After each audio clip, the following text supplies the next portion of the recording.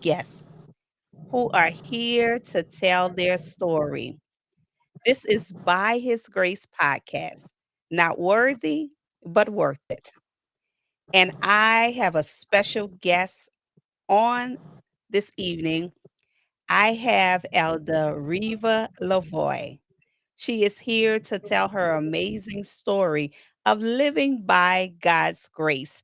So I want to welcome her as my special guest, and then I will formally introduce her. Welcome, Riva, to the podcast. Thank you so much. Like I stated in my post, this is just a privilege and an honor to be a part of this podcast and do this with you on tonight, Tanshel. Thank you so much. Thank you so much. And let's you to the people, those who may not know you, those who know you after tonight, because this is going to be an opportunity to open doors for you and many blessings that God will continuously bestow upon you. You are an ordained elder, prophet, entrepreneur, motivational speaker, mentor, owner of Manifested Miracles, and a college graduate with a few degrees. So you don't have just one degree, you have a few degrees. So that is awesome. And it's a blessing to sit with you and hear you tell of the goodness of God. So thank you once again for joining. Thank you. Thank you so much. Well, let's begin to tell the people who you are. If you had to give a word to describe Riva, beyond the titles, all the things that I've spoken prior to you telling us who you are, what would that word be that you see when you look in the mirror? Overcomer. Overcomer, great. And that's awesome because that means that you've gone through some things, but through the power of God, you have overcome that. So people will see that being a prophet, being an elder, not rid you of the obstacles and troubles in life when you say you are an overcomer. Absolutely. This is correct. It actually ends up triggering more obstacles and challenges. Absolutely. Because we become a target That's when we it. tell God yes. Absolutely. So I know that you have traveled and you were reared in the city of New Orleans, but you pleasure of staying on what most of us consider the tropical island. All of us want to go to Hawaii. So tell us, how did you make the connection between a Southern girl and now you're an islander where people want to go with the skirts and the pineapples? And tell us about your experiences from New Orleans to Hawaii and then back to New Orleans. What was that like for you? Well, this is a question that majority of people ask me. Why in the world did you ever leave Hawaii, paradise? Well, after I got my associate's degree, there was this unction and urgency that I wanted to fulfill, helping others, and I just felt like I could not pursue counseling and working, in the communities and outreach as effectively in just this one island. I literally felt like I was just going in circles and not able to get outside the box. And so I knew that I needed to leave Hawaii to further my education, to give myself, expand, my way of thinking, open up my mindset, to greater challenges and opportunities. But I thought I was going to Atlanta. All I knew is it was 1999. I was 22 years old, and I wanted to go to Atlanta because that's where they said minority or Black females do exceptionally well in business and so on and so forth. And so that's where I was going. And I was very young in my faith with God, and I went to sleep. God ended up in the middle of the night hearing this tiny little whisper. And all I heard was New Orleans. And it scared me. I jumped up so fast in the bed, looked around the room. There was no one there. I even called for my roommate. He didn't respond. And I was like, I am definitely not going to New Orleans. Next day, I'm eating a bowl of cereal, watching cartoons, and a commercial comes on for Mardi Gras. Mardi Gras, New Orleans. Come to New Orleans for Mardi Gras. Never seen that the whole time. I was raised in Hawaii. I said, okay, that's just a coincidence. I'm going to let that one slide. Go to the mall, trying to flirt with this military young man, this Black man. He was very good looking. I asked him, I said, well, where are you from? And he said, I'm from New Orleans. And he's like, you all right? And I was like, yeah, no worries. I'm going to be okay. And then the third strike, I go to church on that Sunday to go sing in the choir. And the family that joins our church, they were from New Orleans. And I lifted up my hands and I surrendered. And I gave up everything that I had, and I jumped on a plane.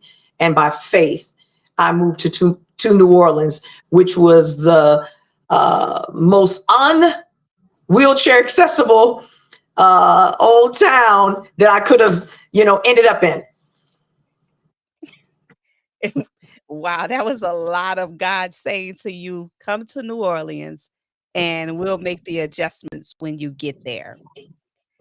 And I see you've made reference to New Orleans and New Orleans not being wheelchair accessible. Some who may not know you and who may follow you later may not know that you are in a wheelchair, but you are not defined by the chair because I watch you and I see your posts and how powerful and strong you are. So tell us, how did you make the adjustment with transitioning to a new place and you had to overcome what you thought may have been some obstacles when God says New Orleans? Well, of course, I was still very young in my faith, so I didn't realize that all the challenges that I had went through in Hawaii after being paralyzed from 16 years old until 22 years old before I moved to New Orleans, that there was many challenges. I actually was a homeless, paralyzed teenager. So I had to figure out quick, fast, in a hurry how I was going to not only survive, but overcome the challenges of being a teenager, being homeless, and in a wheelchair. So I was staying at a teen homeless shelter when I got paralyzed. And so there was many challenges I had to face. There were stairs in the housing that I was in. There was curbs and different things that I had to bounce down, and I had to figure out ways. But when I came to New Orleans, there was steps. There was a lot of historical properties that were grandfathered in, so they didn't have to have ramps. They did not have to have accessible, bathrooms, wheelchair accessible bathrooms. So there was a lot of obstacles, but I didn't realize Hawaii and being on my own, being homeless in a wheelchair, it actually prepared me for the challenges of New Orleans. But when I first went through it, I took it very personal. I felt like, you got to be kidding me. My whole life has been turned upside down. And now you want to add, fuel to the fire and now make me homeless too. and not knowing that that triggered me to have to learn a level of independence. One of the shelters that I was in, they did not have a bath chair, for me to transfer. And that's all I knew. I'm only a few months in being paralyzed. So I transferred into the tub and I hadn't learned how to balance on the side of the tub. So I kept slipping and falling and trying to cry quietly. And they kept asking, "Are you okay?" And I was like, "Oh, yeah, I'm fine." And it was taking over an hour just for me to take a bath and to figure out, how do I get out of the tub? So all of these challenges were very, very painful. But by the time it was time to move to New Orleans, I had already been equipped and didn't know that all of those challenges was part of the process. Wow. And that's awesome that you continue to persevere. And although you suffered in silence, you didn't allow that to define who you were. You did whatever you could to overcome this challenge and the next challenge and the next, so whatever they were throwing your way, you were overcoming it because you knew that you had to keep fighting. You had to fight for you. During that process, ever get angry with God? Like, did you ever feel like, "Lord, why me? What are you doing?" Did you ever come to that phase in your Absolutely. On numerous occasions. Not so much now, but of course, in my teenage years and my very young adult years, I did have some times of being very angry at God, to the point where literally I pretty much cursed God and wanted to die. I had 3 major suicide attempts where I was hospitalized for all 3, because I just couldn't take the pressure of all of the challenges that were just constantly back to back. Whether it was finding myself homeless again, whether just whatever setbacks, whatever, and no matter how good, no matter how much I felt like I was doing what God had called me to do or doing his will, it just seemed like things were getting harder and harder for me. And I didn't know how to tap in to a spiritual place. All I could feel was the natural pain. And so those emotions overrode, or overridden any of, any part of me being able to see the perspective of God and what he was trying to do in and through every single one of those challenges. and that's key that you come to the knowledge that you belong to God, have a right to take who God had ordained to live. And even in your brokenness, God was showing you, I have my hand on you. And there's so much more and greater in you. You're not defined by a condition. That's I right. have so much that I want to get through you. So, what would you say to someone who is enduring a challenge and they feel like all hope is gone? And before they get to the point where they feel like, I have no recourse, I have nothing left, would you speak to someone who's troubled right now? Because life can throw us some curves, but you are a testimony that when God has his hand on you, you shall live and not die. What would you say to them? Is that this is not their end. If it was, God would have taken them. That, God either allows or ordains everything we go through. And sometimes we can give the enemy a little too much credit, that he's in control of something. And so we just have to, trust God. And, and in those moments that you feel like you can't even trust God or you can't trace him, that's fine.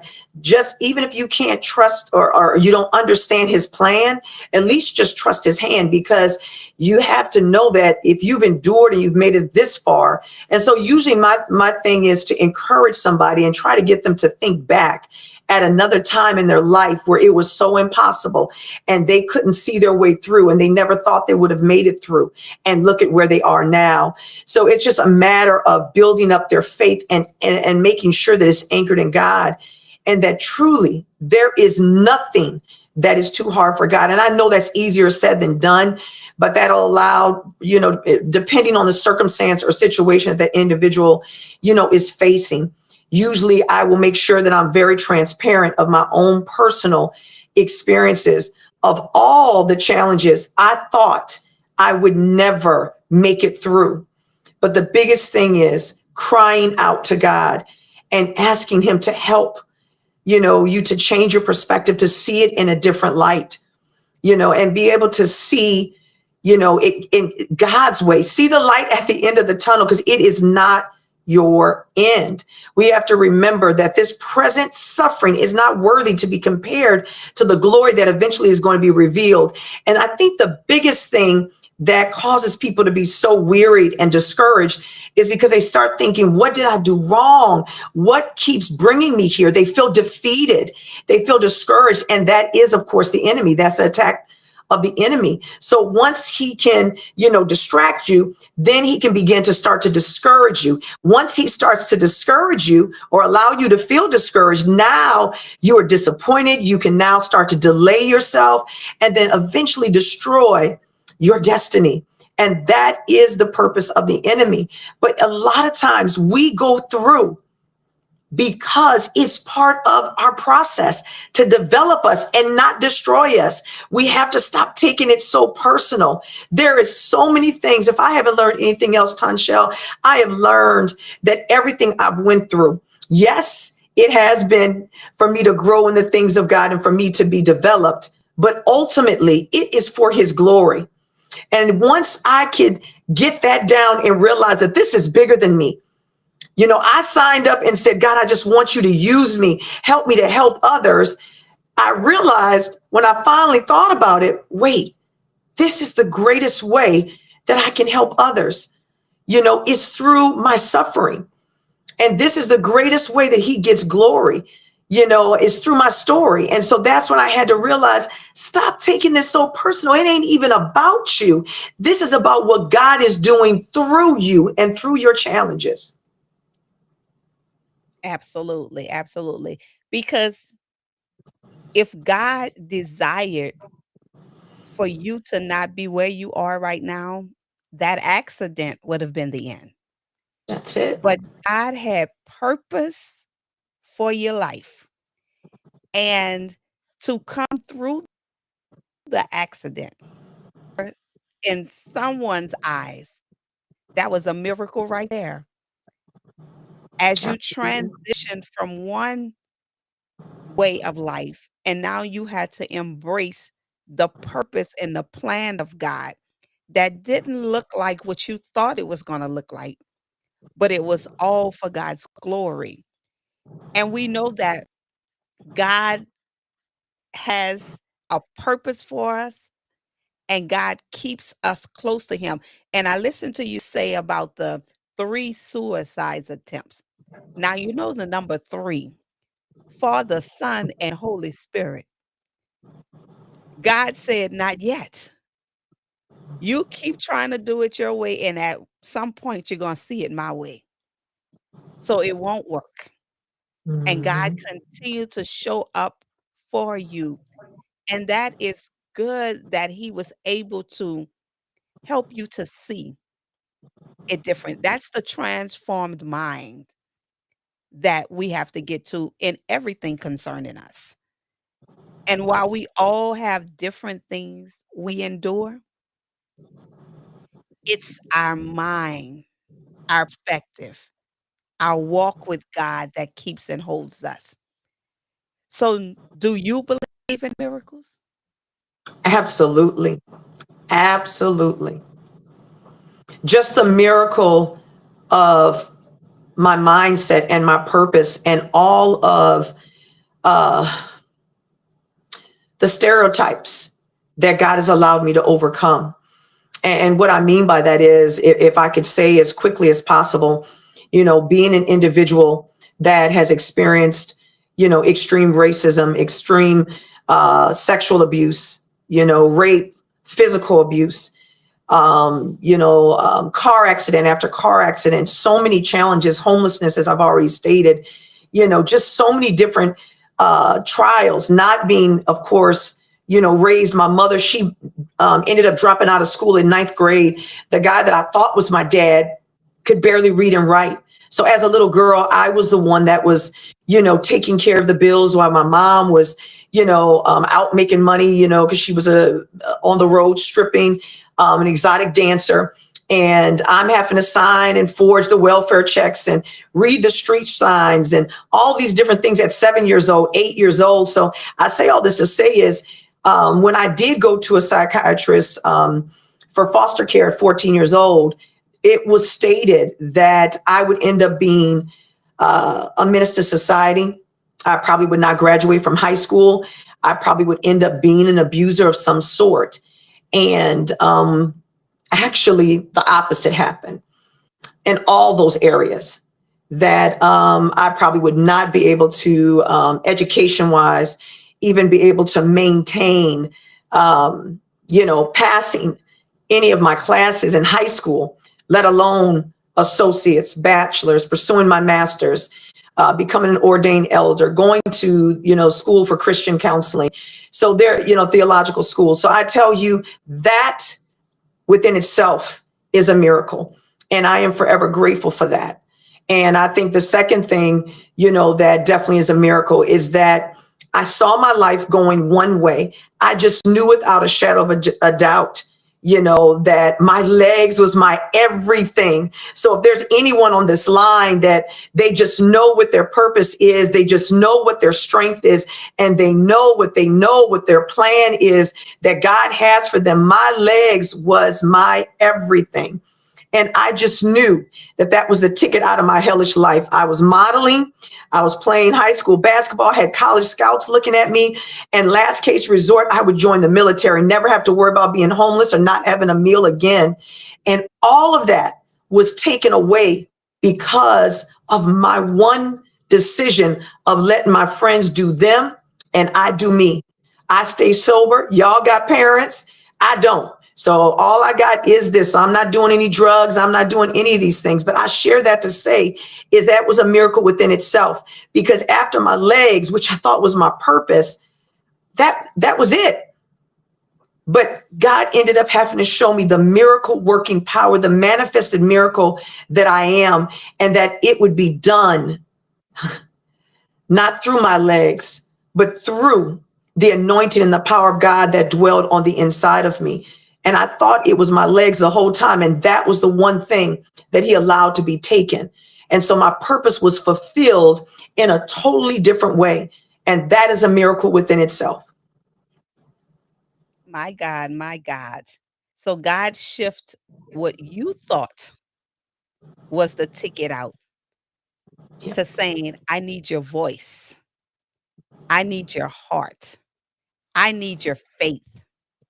I need you to show people to trust me. That's how you're going to win souls. That's how you're going to be catapulted to where I purpose you to be, not your legs, not what you defined as the way out. And that is truly a miracle just to hear you talk about it and how you have continued on and now you are impacting lives, just what you wanted to do. But now you're doing it God's way and your voice is really making a difference.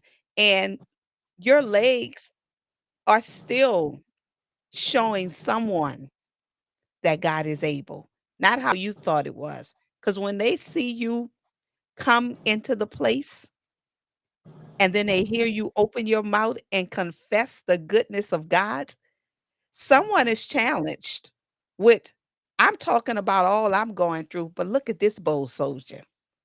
Look at this testimony.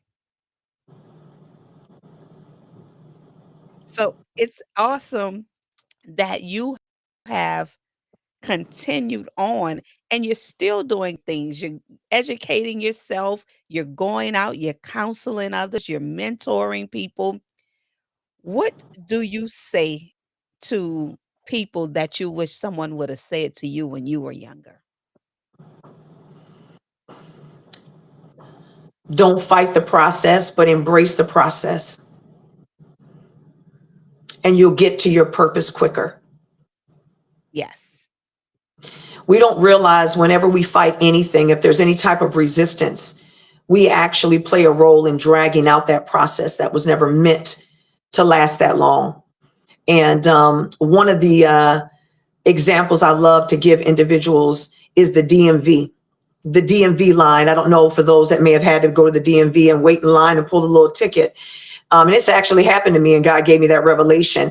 And I'd been there for hours. I was one of the first ones there. And I decided I wanted to go to the vending machine, grab something because I got tired of waiting. And when I came back, they had called my number. And I told them that I did need to use the restroom too.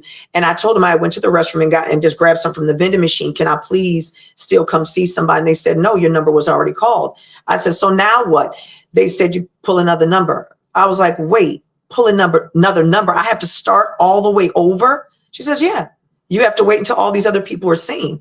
That's not our fault or your problem that you left when your number was called. And so I use it as an example that sometimes we're always trying to put it on God. Oh, I just keep on waiting. I keep going through and da-da-da-da-da. And it just still, that's because every single time you get out of line, you got to start that process all over again until you truly, faithfully endure staying in that line. Stop getting out of line. Stop getting impatient. Stop getting anxious. Stop getting offended. Wait on God and trust him and wait for your number to be called, because you don't want to miss losing out on that opportunity, because God will allow it to come back around, but you will be delayed, but not denied. absolutely. And sometimes we have to really embrace fighting wounded. And I know it's easy to say, you just keep fighting, you keep fighting, but fighting wounded can get hard sometimes.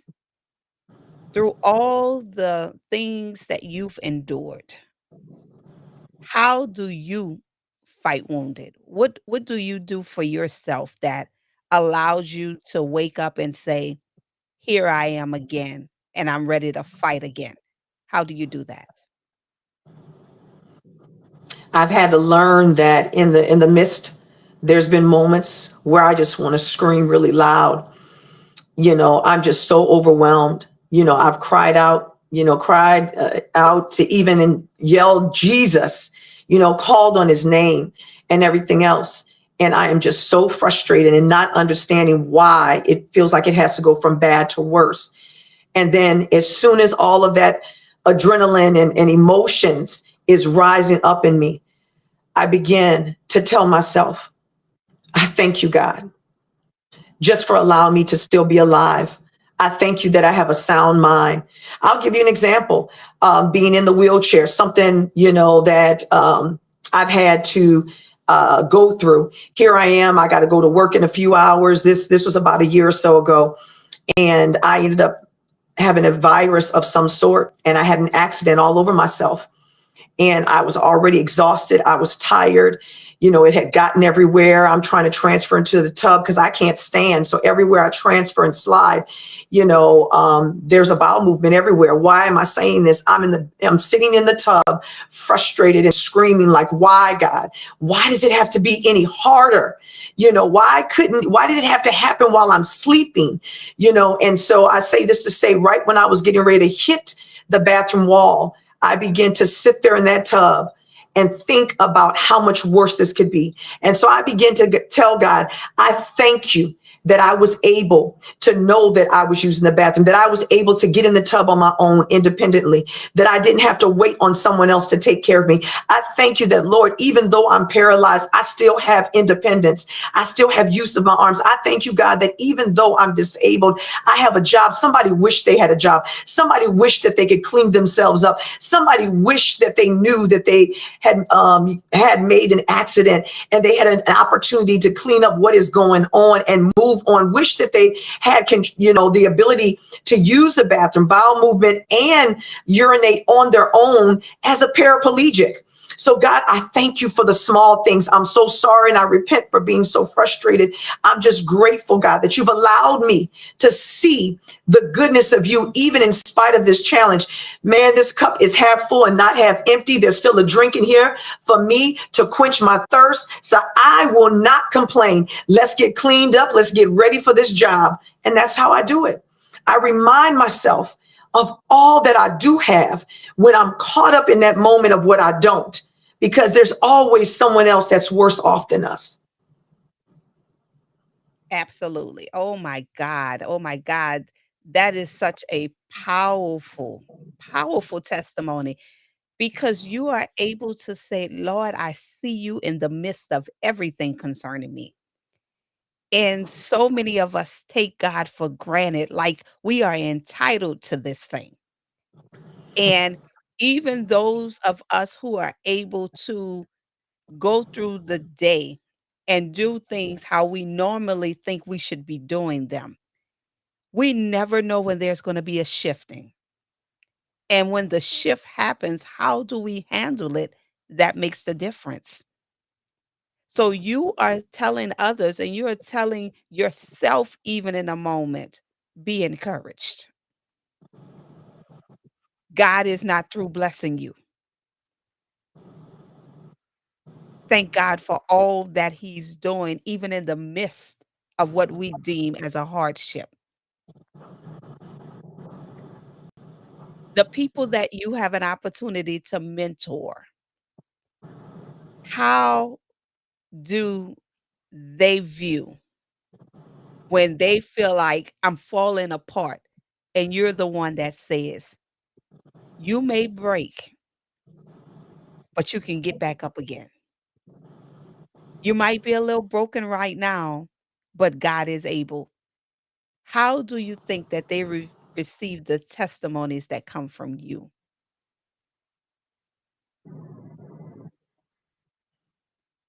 All of them, as humbly as I can say, have been empowered and their lives have been impacted.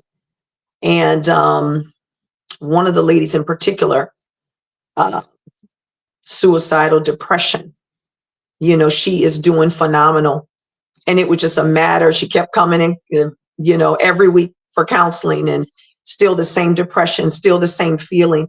And no matter how much I remind her of all that she does have versus all that she, has lost, she still needed to go through her process. But but the funny thing is, the more that I started going through challenges while I'm still mentoring and counseling her, that impacted her more than anything that I could say. And so all it did was confirm that, as I've mentioned to others, it's not about what you teach or what you preach, but it's about how you live. It's how you roll. I'll never forget in one situation, and this was not counseling. This is me. I was just excited because I had a few extra dollars to be able to get groceries for myself and the family that I was living with after Katrina. And I'm at the grocery store in my wheelchair, not even thinking, my normal self, smiling and putting the groceries in the little basket and stuff like that on my lap. And, just cheerful, that, I did have something, that I got my paycheck and we're going to be able to have some food to eat because of the challenges of life. And so by the time I got to my car, I was talking and laughing, at the register. I did remember seeing a lady in the aisle. I do remember saying hello. She was behind me by the register. Well, by the time I got to my SUV and I'm putting the groceries in the back of the SUV, this Caucasian lady, eyes was beet red and she was full. And she said, "Excuse me." And I said, "Yes, are you okay? Can I help you?" And she said, "You already have." I said, "What did I do?" And she said, "I was having one of the worst days." She said, "I was so angry and frustrated by my situation and my circumstances. And to see you so much, you so happy and so much joy in the midst of your challenge, just telling everybody, giving compliments to the cashier and saying hello to this one and transferring into your vehicle from a wheelchair." And she said, "Just thank you. thank you for your life. And that thing just blew my mind. And God just reminded me that it's just the way you roll. I'm going to let you bring my name glory and change lives. And so that's the biggest way that we can impact lives. It's not the counseling certification or degrees or anything else. We can read and we can get this gift and do that, but it's through your experiences and how you respond and not react. People are watching you. And that is what's impacting lives, is how you live, not by what you say or you preach. Exactly. Oh my God. Yes. And that's what we need to learn as teachers and preachers and counselors. No matter what you say to an individual, it's the life you live before them that makes the difference. Can you walk the word? Can you live the word? When things happen in your life, can you encourage yourself with the word?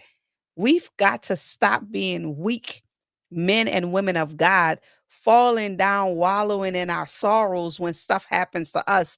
But we want to stand before people and tell them about the goodness of God. Did he stop with you? Mm. Did he change his mind when you started going through something? So that's why people need to see us walking the word and rolling, being an example of the word, because that makes a difference in someone's life. And a lot of people don't get that.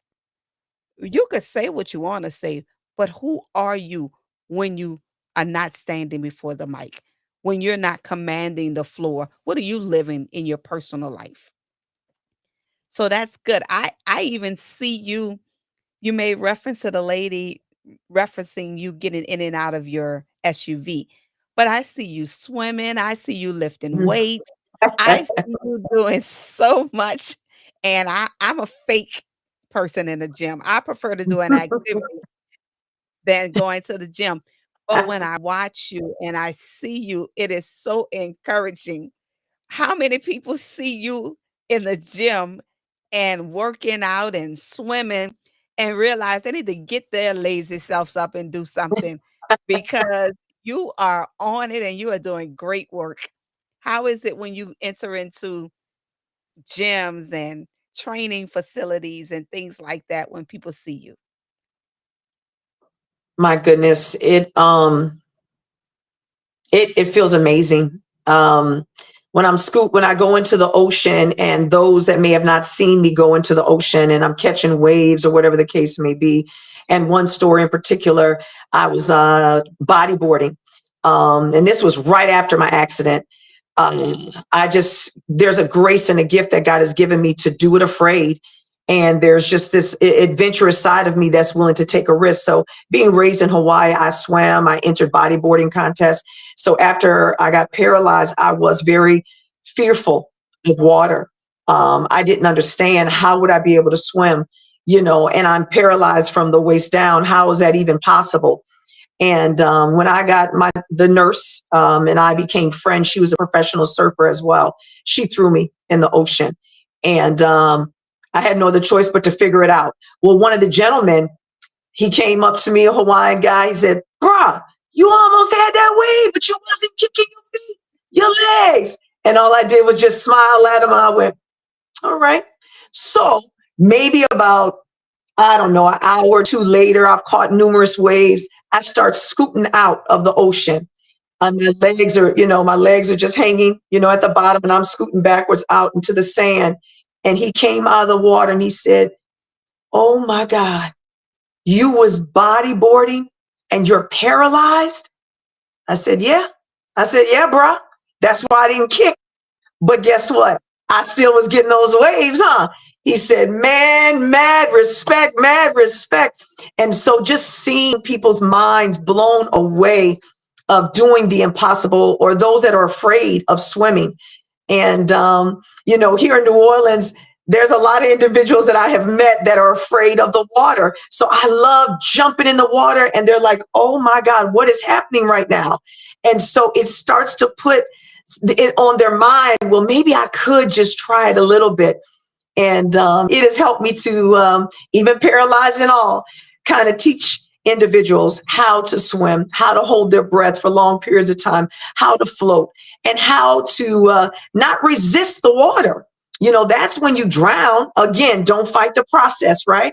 You got to go with the flow. Go with the flow of the waves. Go with the flow of the water. First natural, then spiritual. Respect the water, respect the process, and you can overcome it. And you said something key. Do it afraid. Yeah. Just get in there and do it afraid, and show others that God is still able, because you have to be living in the mindset that no matter where I am, the presence of God dwells with me.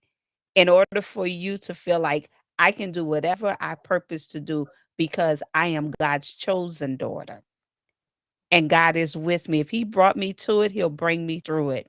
So that alone is a testimony to others, because some people just, they don't know Him like that. And I always say, I can't see how people would go through this life without Him, especially when you've tried Him and He's proven Himself to be true in your life. You can't even imagine life without Him. Mm. And you're showing others, just do it. Do it afraid. As long as That's it. God is with you. As long as God is with you. That is such an awesome testimony, because you refuse to be defined by what others may deem as a setback. It was actually a setup for where God was taking you. And you've endured challenges, you've overcome obstacles, you have proven God's miracle signs and wonders. When others look at you, you are a testimony of His greatness. So when you decided that I want to give back to others and I want others to be able to see God through me, what did you have to overcome to just get started? Because, getting started is part with everything that we do. What did you have to say? Okay, girl, get up from here. And now it's time to get to work. How did you get started? It was many stages. It was many parts of the process. I know some of it we've already touched on. So of course, I just always had a passion to help others. And I thought I was going to do that with my legs. And that didn't go that route. God had to show me that there was a greater and bigger plan than that. And, grateful for that. And then, of course, then there was a major move from Hawaii to New Orleans. And then even coming to New Orleans, it's just challenge after challenge of, obstacle after obstacle of trying to um, fight against all odds, fight against being, on Social Security and, just living off of disability only, but wanting more for my life. And there's nothing wrong with that, but I just didn't want to settle for that if I didn't have to. So, with all my power, everything, every setback, everything, every time I was told no, of course, there was fear. There was, a lot of rejection. And so I had to learn how to use that rejection, that fear, and those no's to motivate me. And so it fired me up. It made me actually want to do the opposite. So I had to be willing to, no matter what is said against me, to do the opposite. But the ultimate challenge was when I finally did fully surrender to the calling and mandate on my life. And I began to surrender in it and believe in it and find my identity in God, because the hardest battle is when I first came to New Orleans, about maybe 6 months or so, 7 months in at a church that I was a part of, a very large ministry, actually Beacon Light.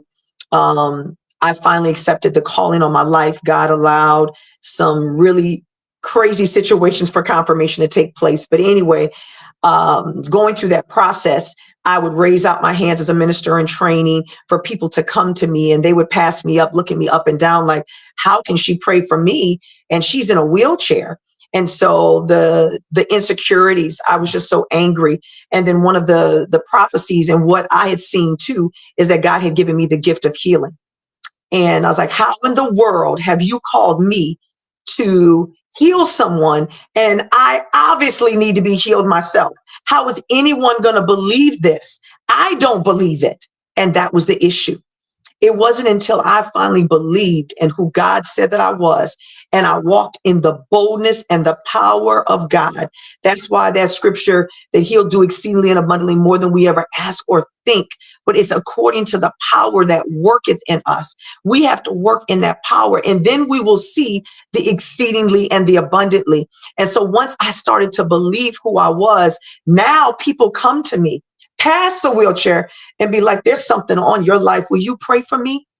I could be at work, and they're just like, there's something about you. I need help. I'm in a crossroads. These are my challenges, so on and so forth. And I just need for you to touch and agree with me. And it was all about the confidence that I had within myself and accepting it. And then, of course, once I got that confidence, God did give me the opportunity to have the resources, and I was able to step out on faith and begin to change lives, that I am forever grateful. And still to this day, whatever way, whatever resources, whatever community outreach and connections we can make to change lives, that's what I want to do for the rest of my life. My God, yes. And I've always said that God will heal the parts of us we don't even know are broken. So we look at one another and we think we can determine what needs to be fixed, what needs to be healed, what they need to overcome. But God works on us based on who he sees us in the future. So while you may have originally thought that there was a part of you that still needed healing, there's so much he healed in you to get you to right here. Yes. You had to have healing in the heart from all the trauma, healing in the mind from adapting to life. So there has been healing, and so much healing that God can use you because now you're a testimony. Because people always say, how you going to tell me about something you never experienced? How you going to tell me this? You don't know what I've gone through, and you can tell them I've been healed. Mhm. I've been healed. I've been delivered. Not what you think, but according to how God purposed it to be for my life. So it is always good to hear and see the testimonies of others because people are saved by our testimonies. People are delivered by our testimonies. But are we bold enough to tell it and not be shameful and not be doubtful of how others will view us when we tell it? So that is awesome to hear. And you are such such a beacon light in the community.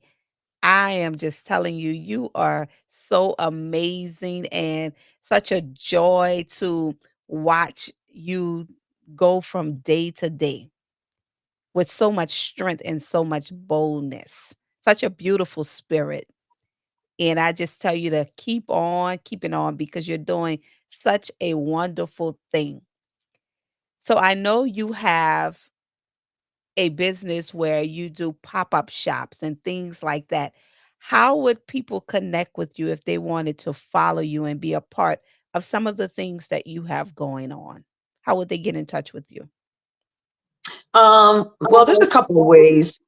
You can, of course, follow me on Facebook, Instagram, TikTok, message me in any of those platforms. And of course, my name is Riva, Lavoy. There is a space, LA space VOY. For Instagram, it's Rolling Miracle, no G. But if not, even my phone number's on the building and on the fence. I'm here in Gentilly for those that may have not known Manifested Miracles properties.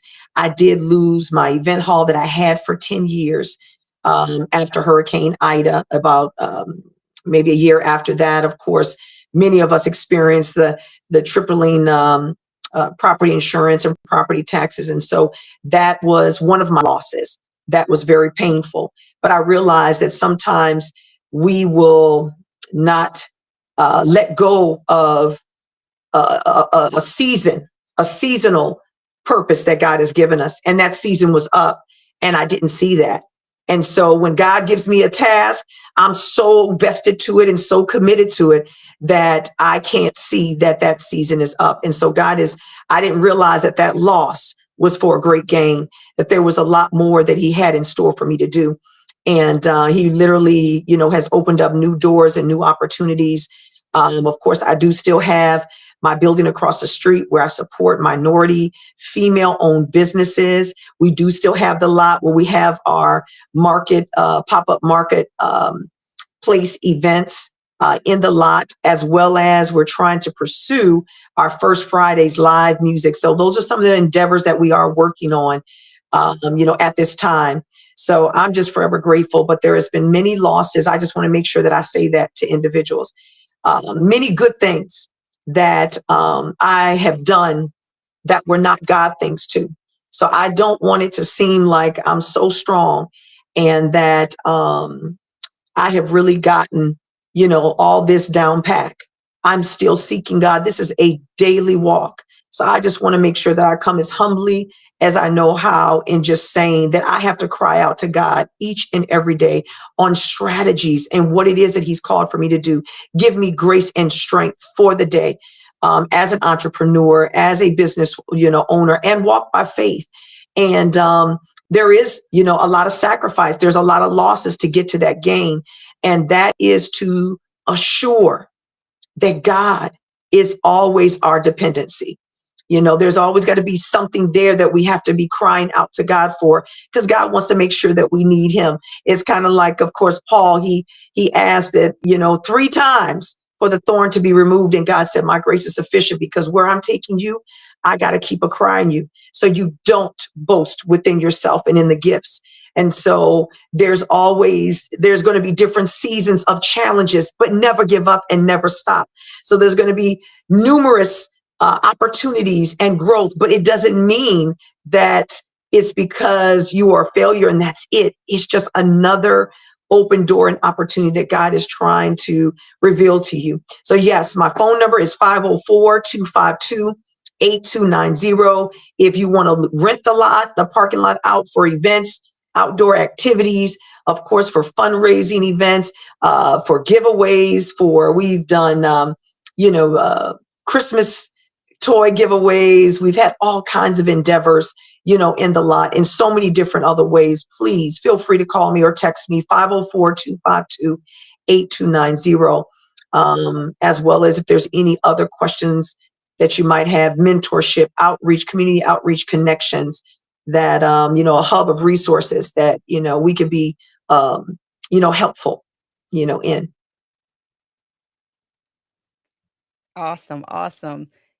It is such a joy to hear all the great things that you're doing, and everything is about helping others and building up others and doing kingdom work. So you're staying focused on who God says that you are as you begin to help others, because you have to be able to go and be fishers of men, to tell them the good news, to show them the way. And sometimes it will take us coming from our comfort zones and going into communities and reaching out to others and showing people that God is love. We're not just speaking of his love, we are examples of his love. So that's awesome that you are providing spaces for others so that their dreams can come true and so they can walk in the manifestation of what God has for them. And there are times when God will close doors because he has greater. So Yes. anytime God is in something and we deem it a loss, it's actually a shifting. Yes. So there was a shifting in the season, not a loss. And God sees what we don't see. He knows what we don't know. And there are times when he has to force his way so that we can see that I was showing you this. And now I'm placing you in a place where now is the time. So thank God that even in the shifting of the season, you are still able to continue to do the great work that he had put for your hand to do. So I want to thank you for being my very special guest. It has been such a joy to sit and speak with you. And I'm sure someone has been empowered by what you've spoken on evening. So thank you so much for being on the podcast. Thank you so much, Tanshell. And I did want to just mention one other thing. My book, Rolling On, with no G. We will be, of course, finalizing that at the end of this, by the end of this year, and hopefully be able to have it, of course, available for purchase for the new year. So please, y'all, be on the lookout for that on the social media platform. I will be sharing that. This is a book that's been a long time coming, rolling on, and it will give great detail of some of the painful situations and circumstances of my life, and I know that it will inspire, impact, and empower many lives. And so I just thank you for this opportunity. You're welcome. Thank you so much. And make sure that you tag me in your posts when you share about your book so that I can share it on my page and make sure that we continue to support you and your great efforts. And I am so happy for you that you're able to tell your story and tell it in such a way that other lives can be impacted by watching the greatness of God manifested through your life. So I want to give an empowering word to someone out there that may need to experience the miracle signs and wonders of God. One thing we have to know is that the plan and purpose that God has for our lives, it may not look how we think it should look, but it is God's will that we walk in it in his timing. We have to be able to trust the timing of God. And while we look at our present situations and we think that God is not in it, God is concerned about everything concerning you. So I tell you, fight wounded. Don't give up. Healing is where God deems you need to be healed, not what you think needs to be healed. But you have to trust Him, you have to try Him, and allow Him to prove Himself to your life. We have had Elder Riva Lavoy on by His Grace podcast, and I encourage you to follow me on Facebook and YouTube. I am Tanshell Ward by His Grace podcast. Not worthy, but worth it. You have a blessed day, and I will see you back as we continue to speak with people who are here to tell of living by God's grace. Thank you once again, Riva, and you have a blessed rest of the day. Thank you for this opportunity. I will chat with you later, and to everyone else, continue to remember grace. Bye bye.